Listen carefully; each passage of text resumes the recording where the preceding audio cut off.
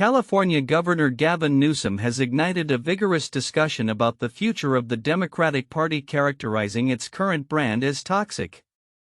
His remarks, delivered during an appearance on HBO's Real Time with Bill Maher, come in the wake of significant electoral losses for Democrats, including the recent defeat in the 2024 presidential election and the loss of both houses of Congress to Republican control. Newsom's candid assessment reflects a growing concern among party leaders about their ability to connect with voters and regain lost ground. In a strikingly frank critique, Newsom pointed to a recent NBC News poll indicating a mere 27% favorability rating for Democrats, the lowest in at least a generation. He attributed this dismal standing to a culture within the party that is often judgmental and insular. "We talk down to people," he stated, emphasizing that Democrats need to engage more constructively with a broader audience rather than remaining entrenched in an echo chamber. This sentiment echoes the frustrations of many party members who feel that the current approach is alienating potential supporters. Newsom's candidacy for the presidency in 2028 is increasingly being speculated upon, and his recent actions suggest he is positioning himself as a viable contender. His new podcast, This Is Gavin Newsom, features discussions with a spectrum of political voices, including conservative figures like Charlie Kirk and Steve Bannon. This strategy, however, has drawn backlash from some within his party who argue that engaging with such guests legitimizes their controversial viewpoints.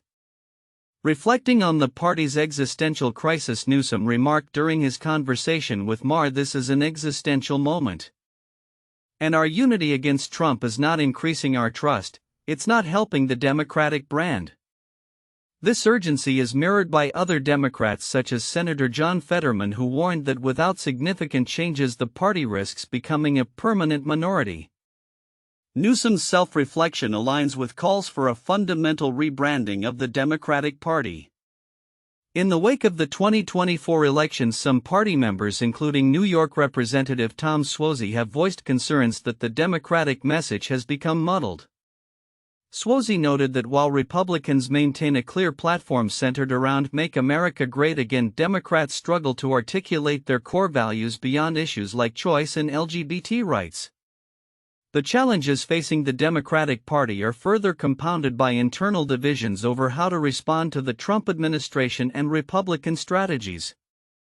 For instance, recent decisions by Senate Minority Leader Chuck Schumer to avert a government shutdown have sparked debate within the party about what constitutes effective leadership in the current political climate. Critics see such moves as indicative of a lack of strength within the party. As Democrats grapple with their identity and strategy, speculation about potential candidates for the 2028 presidential race is intensifying. Alongside Newsom, figures such as Vice President Kamala Harris, Minnesota Governor Tim Walz, and New York Representative Alexandria Ocasio-Cortez are emerging as potential leaders. Each brings unique perspectives and challenges, highlighting the party's diverse ideological spectrum. Looking ahead, the Democratic Party faces a critical juncture. The need for a cohesive and resonant message is paramount if they hope to reclaim Congress in the 2026 midterms and mount a successful challenge in the 2028 presidential election. As Newsom aptly put it, "We need to own our mistakes. We need to own what's wrong with our party."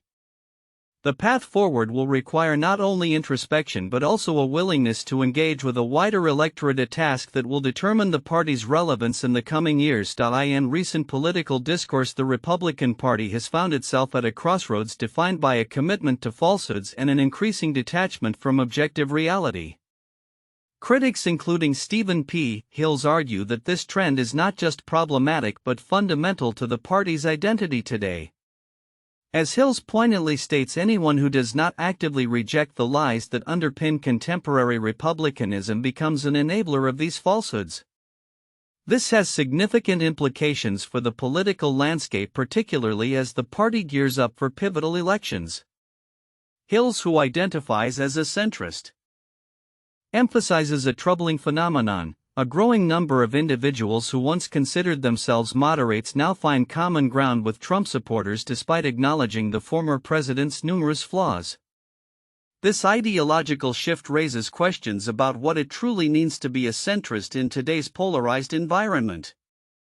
To navigate this, Hills proposes a true north for American politics, one anchored in verified facts and objective reality rather than the fluctuating narratives often propagated by political figures. One of the most alarming aspects of the current Republican platform is the embrace of demonstrably false claims. For example, the assertion that the 2020 election was stolen and that the January 6 Capitol riot was peaceful has become a litmus test for loyalty within the party. Hills argues that such fabrications are not merely exaggerated statements but foundational lies that have infiltrated the party's core beliefs. Similarly, the denial of climate change, the mischaracterization of the Ukraine conflict, and the refusal to acknowledge America's history of systemic racism are other instances where the party has strayed from reality. While it is true that politicians from both parties have engaged in deceit, the distinction lies in the nature and prevalence of these lies. The Democratic Party, Hills asserts, is not built on a foundation of falsehoods to the same extent as the current Republican Party. Instead, policy disagreements are often framed around differing beliefs rather than outright lies.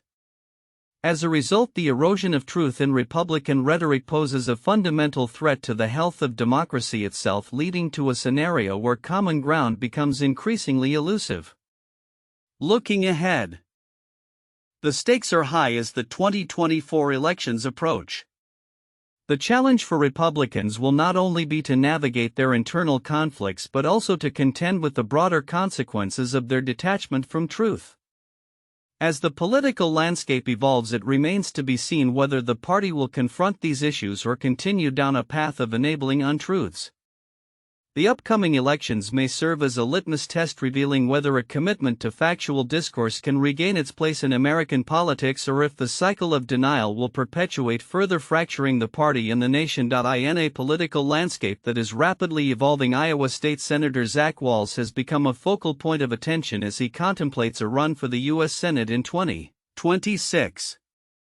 The Coralville Democrat, who has served in the Iowa Senate since 2018, confirmed to Gray Media Iowa that he is weighing a potential challenge against incumbent Republican Joni Ernst.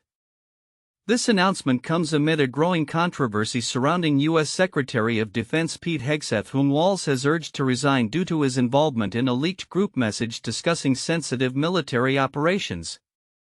Wahls, who previously held the position of minority leader in the Iowa Senate, has stirred conversations within the political community. "A lot of people have been talking to me about the U.S. Senate since the election," he stated, indicating that the interest surrounding his potential candidacy is palpable. His consideration for the Senate seat not only reflects his ambitions but also aligns with a critical moment in U.S. politics as the country prepares for the 2026 elections. The controversy involving Hegseth centers around messages that were shared inadvertently with Atlantic editor-in-chief Jeffrey Goldberg, revealing discussions by top Trump administration officials, including Hegseth, about a planned military strike against Yemen. Wahls has criticized Hegseth for his actions, asserting that they jeopardize national security. Pete Hegseth is dangerously unqualified and must resign immediately. His recklessness and disregard for federal law threatens national security and endangers our military personnel, Wahls emphasized in a statement that also called out Ernst for her earlier concerns about Hegseth's qualifications, which she ultimately overlooked under political pressure. As Wahls navigates his decision-making process regarding a Senate run, he plans to make his official announcement following the conclusion of the current legislative session expected in late spring. His potential candidacy could reshape the political dynamics in Iowa as he aims to connect with voters on issues of national security and military integrity. In a broader context, former U.S. Senator Sherrod Brown recently launched the Dignity of Work Institute, a think tank dedicated to advocating for American workers. The initiative highlights the struggles of the working class, emphasizing that despite increased productivity, wages have stagnated while living costs continue to rise. American workers built this country and are working harder than ever but have less and less to show for it, Brown stated, underscoring the challenges faced by many in the current economic climate. This organization aims to amplify the voices of workers and promote policies that prioritize their needs and aspirations. Meanwhile, in Minnesota, Republican Marissa Simonetti has announced her candidacy for the U.S. Senate seat currently held by Tina Smith, who is not seeking re-election. Simonetti's campaign comes after a controversial past, including a failed bid for a local commission seat and legal issues stemming from an incident involving a live tarantula. Her announcement adds to a crowded field of candidates, reflecting a competitive race ahead for this critical Senate seat. As political figures like Walz Brown and Simonetti carve their paths, the upcoming elections promise to be characterized by intense competition and shifting dynamics. With discussions around worker rights, national security, and political integrity at the forefront, these developments will undoubtedly shape the future landscape of American politics. As we look ahead, the actions and decisions of these candidates will be closely watched, revealing the priorities and concerns of voters as they prepare for the next electoral cycle. As the political landscape continues to evolve in the United States, all eyes are on Florida, where two special elections are set to unfold in heavily Republican congressional districts. The outcome could hold significant implications for the balance of power in the House of Representatives, as Democrats seek to chip away at the GOP's narrow majority. Early turnout data is already providing insights into the dynamics at play as voters prepare to cast their ballots. In Florida's 1st and 6th congressional districts, early voting trends reveal shifting patterns among party supporters. As of March 28, the early turnout in the 1st District indicated a Republican advantage of 19 percentage points, while the 6th District showed a Republican lead of 8 points. These figures reflect a critical moment for Democrats who, despite the challenging Republican stronghold, President Trump won both districts handily in the last election, are hoping for an upset. Historically, special elections have been more favorable for Democrats, especially this year, where they have recently claimed unexpected victories in state legislative races. For instance, in January, a Democrat won a state Senate seat in a district that Trump had previously captured by 20 points. And a similar trend was observed in Pennsylvania this March. Such victories fuel Democratic optimism as they approach the upcoming special elections. Polling data suggests that the race in the 6th District may be closer than anticipated, raising hopes among Democrats. However, analysts caution that early turnout alone cannot predict election outcomes. Factors such as voter registration status and individual voting behavior play critical roles. For instance, while early voters tend to lean Democratic, they may not reflect the overall electorate, which includes a significant number of independents and non-registered voters. The 1st District, previously represented by Matt Gaetz, who resigned following his nomination as Attorney General, features a ballot with Democrat Gay Vallimont and Republican Jimmy Patronis. Meanwhile, the 6th District, vacated by Michael Waltz after his appointment as National Security Advisor, showcases a race between Democrat Joshua Weil and Republican Randy Fine. Both contests will be closely watched as the polls close at 7 p.m. Eastern on Election Day. As the political narrative unfolds, the implications of these special elections could extend beyond Florida, potentially shaping strategies for both parties leading into the next general elections. With the stakes higher than ever, voters in these districts are poised to make decisions that may resonate throughout the national political arena. As we await the final results and analysis of voter turnout on Election Day, the outcomes in Florida could serve as a bellwether for upcoming elections, influencing party strategies and voter engagement initiatives nationwide. The landscape remains dynamic, with both parties keenly aware that every vote counts in the quest for congressional control. In a striking shift within the Republican Party, the relationship between its members and the judiciary appears to be deteriorating, particularly under the leadership of former President Donald Trump. As the potential for another Supreme Court appointment looms, questions arise about the principles that will guide such nominations and the long-term implications for the judicial branch. During his first term, Trump positioned the appointment of conservative judges as a hallmark of his presidency, drawing on the expertise of the Federalist Society to ensure his nominees adhered to originalist interpretations of the Constitution. However, as Trump's second term unfolds, his allies have begun to express dissatisfaction with judges, particularly those who do not align perfectly with his agenda. Critics within the party are calling for the impeachment of district court judges and openly suggesting that Trump should ignore unfavorable court rulings. This marks a significant departure from the traditional Republican view of the judiciary as a vital institution for upholding conservative values. The stakes are particularly high as both Justice Clarence Thomas 76 and Justice Samuel Alito 74 face health concerns, raising the possibility that they may soon retire. Should Trump be presented with another opportunity to nominate a Supreme Court justice, the question remains: will he uphold the originalist principles that characterized his earlier appointments, or will he lean toward candidates who are more likely to support the MAGA agenda? Regardless of constitutional text, Justice Amy Coney Barrett has recently found herself under scrutiny from MAGA supporters for rulings perceived as contradictory to Trump's interests. While Barrett's decisions stem from her commitment to originalism, the MAGA movement interprets her independence as a betrayal. Trump has remained largely silent on this issue, perhaps to maintain the narrative of a successful conservative presidency bolstered by a solid 6-3 majority on the Supreme Court.